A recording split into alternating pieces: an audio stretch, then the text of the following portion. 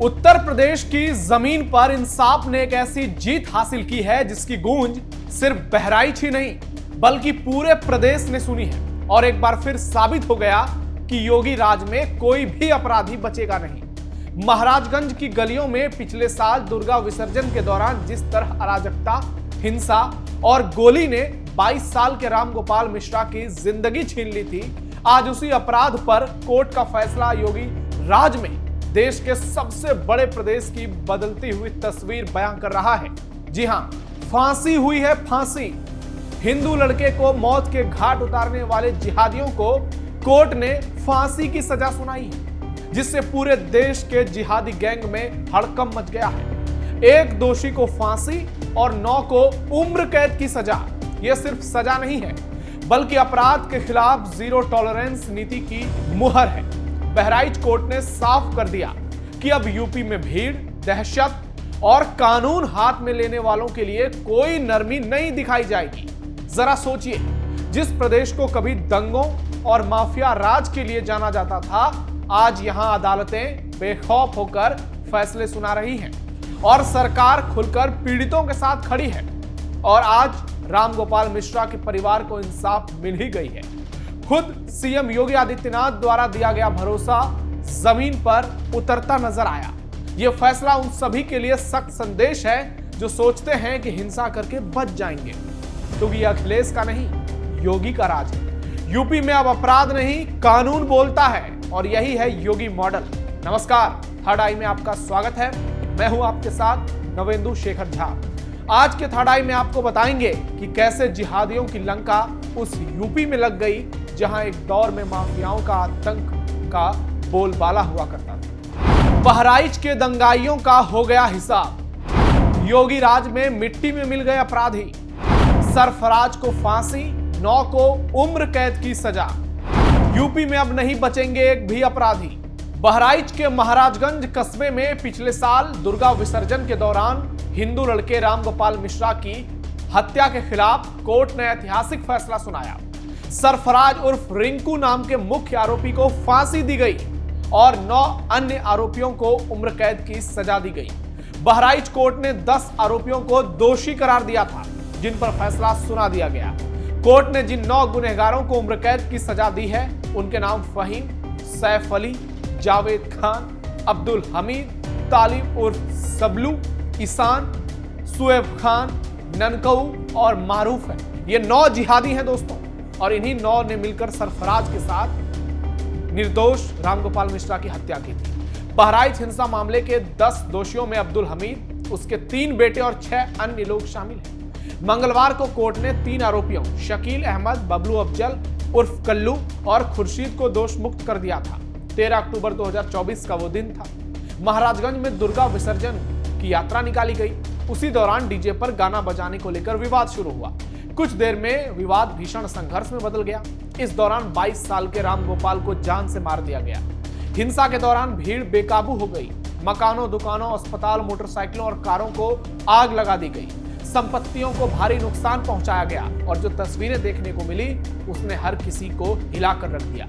आप सोचिए कि हिंदुओं के साथ इतनी नफरत कैसे सरेआम दिखाई जा रही थी। लोग कह रहे हैं कि काश योगी ना होते तो तस्वीर कुछ और होती। रामगोपाल मिश्रा का परिवार इस फैसले पर नजरें टिकाए हुए था।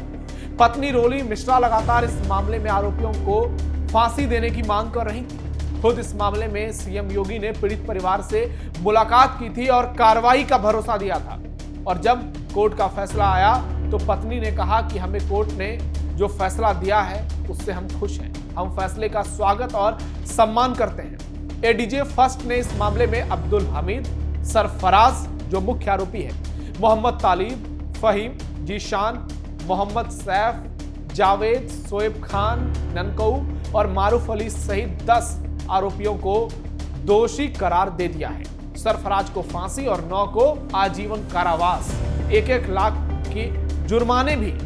रामगोपाल मिश्रा की गोली मारकर हत्या कर दी गई। इस घटना में आरोपियों के खिलाफ बीएनएस की धारा 191(2), 191(3), 190, 103(2), 249, 61(2) के साथ आर्म्स एक्ट की धारा के तहत मुकदमा दर्ज हुआ था। घटना के बाद से पुलिस मुठभेड़ में मुख्य आरोपी सरफराज सहित 13 आरोपियों को गिरफ्तार कर जेल भेजा गया था और एनएसए तक की कार्रवाई की गई थी। तकरीबन 13 महीने तक चली सुनवाई और ट्रायल के बाद आखिरकार रामगोपाल मिश्रा के परिजनों और हिंसा से प्रभावित हुए पीड़ितों को न्याय मिल गया।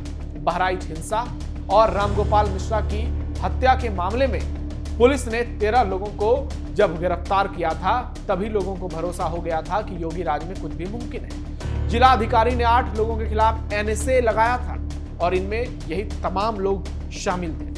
योगी राज में न्याय से सोशल मीडिया पर लोग खुश हैं। लोग योगी आदित्यनाथ की जमकर तारीफ कर रहे हैं और कह रहे हैं कि एक अखिलेश का शासन था जहां खुलेआम जिहादी उत्पात मचाते थे, दंगा करते थे, प्रदेश को आग में झोंकते थे। लेकिन आज की तस्वीर अलग है। आज अगर हिंदुओं पर बिना गलती के कोई इस तरीके के अत्याचार करता है तो उसे कड़ी से कड़ी सजा सुनाई जा रही है और यही यूपी राज्य में प्रदेश की तस्वीर बदली है। आप खुद सोचिए कैसे सरेआम जुलूस के दौरान एक युवक को घर में खींचकर उसके साथ बर्बरता की जाती है, उसको मौत के घाट उतार दिया जाता है और ये सब तब होता है जब प्रदेश में योगी आदित्यनाथ की सरकार होती है। लेकिन जिहादी अब समझ गए होंगे कि अब कुछ भी हो जाए योगी किसी को छोड़ने वाले नहीं।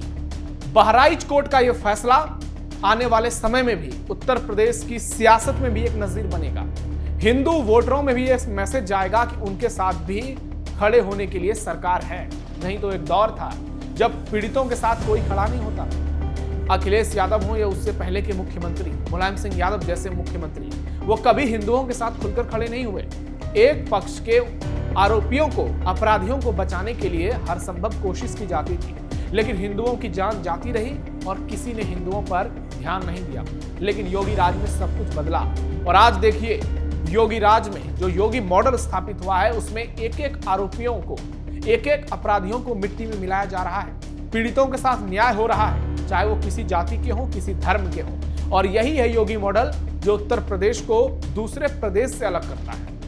6 महीने तक यूपी में नहीं होगा कोई हंगामा। एक और तो बहराइच कोर्ट ने फैसला दिया है, दूसरी ओर योगी आदित्यनाथ सरकार का बड़ा फैसला आया है। प्रदेश में अगले 6 महीने सरकारी कर्मचारी किसी तरह की हड़ताल नहीं कर पाएंगे। जी हां, इसको लेकर योगी सरकार ने बड़ा फैसला ले लिया है। सरकार ने प्रदेश में 6 महीने के लिए आवश्यक सेवा रखरखाव अधिनियम यानी ESMA यानी एस्मा लागू कर दिया है। इस संबंध में सभी डिपार्टमेंट को अधिसूचना भी जारी कर दी गई। राज्य सरकार ने ज्वाइंट नियुक्ति और कार्मिक एम देवराज ने सभी विभागों को अधिसूचना जारी कर दी है। इसके तहत 6 महीने तक प्रदेश में किसी भी सरकारी डिपार्टमेंट में हड़ताल करना अवैध माना जाएगा।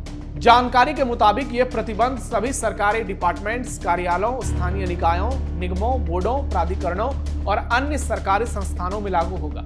आदेश में कहा गया है कि जो जरूरी सेवाएं हैं उससे बाधित होने से बचने के लिए यह कदम उठाया गया है। वहीं एस्मा लागू रहने के दौरान अगर कोई कर्मचारी हड़ताल करता है तो उसके खिलाफ भी कड़ी कार्रवाई हो सकती है। हाल ही में बिजली विभाग और शिक्षक संगठनों ने अपनी मांगों को लेकर बड़े स्तर पर हड़ताल की चेतावनी दी थी। हालांकि इसमें राजनीतिक षड्यंत्र भी छिपा हुआ है। इसके अलावा आने वाले त्योहारी सीजन, विधानसभा सत्र और तमाम विकास परियोजनाओं की गति को बनाए रखने के लिए कदम आवश्यक माना गया है। इससे पहले जून में बिजली आपूर्ति निजी हाथों में सौंपने की आशंका और संभावित आंदोलन को देखते हुए प्रदेश सरकार ने 6 महीने के लिए हड़ताल पर प्रतिबंध लगाया था। अब उसकी अवधि को फिर से आगे बढ़ा दिया गया है, जिससे प्रदेश के जो भी दंगे में शामिल होने वाले लोग हैं, जो भी हड़तालबाज हैं, उनकी शामत आ गई है। सरकार का कहना है कि यह फैसला जनता की सुविधा को देखते हुए लिया गया है और जो लोग इस तरह से हंगामा करना चाहते हैं अभी उनके लिए कोई जगह नहीं। आप शांतिपूर्ण आंदोलन करिए, 4 दीवारी में बंद होकर। सड़क पर उतरकर इस तरह से हंगामा बर्दाश्त नहीं होगा, क्योंकि कई बार हड़ताल की आड़ में बड़ी साजिशें रची जाती हैं, चाहे वो CEA हो या फिर वफ। लेकिन अब योगी राज में कोई गुंडागर्दी नहीं चलेगी। समाजवादी पार्टी परेशान है। इस फैसले से अयोध्या के सांसद कुछ ज्यादा ही घबराए हुए हैं। और आप खुद सोचिए कि जब प्रदेश में इस तरह से अराजकता पर पूरी तरह से लगाम लगा दी जाए तो निश्चित तौर पर प्रदेश का कानून व्यवस्था स्थिर रहता है। यहाँ कोई किसी की आवाज को नहीं दबा रहा है, लेकिन जिन आवाजों को पर्दे के पीछे षड्यंत्रकारियों का समर्थन मिलता है, ये झटका उनके लिए है। आपको क्या लगता है, योगी आदित्यनाथ के राज में क्या वाकई में यूपी की तस्वीर बदल रही है? कमेंट बॉक्स में अपनी राय जरूर दीजिए। बहराइच मामले में, राम गोपाल मिश्रा की हत्या के मामले में जो कोर्ट का ऐतिहासिक फैसला आया है, उस पर आप क्या कहना चाहते हैं? और साथ ही जो 6 महीने के लिए योगी सरकार ने नो हड़ताल कर दिया है, उस पर आपकी राय क्या है? कमेंट बॉक्स में जरूर बताइए। इस वीडियो को लाइक कीजिए, ज्यादा से ज्यादा शेयर कीजिए और हमारे चैनल को सब्सक्राइब कीजिए। धन्यवाद।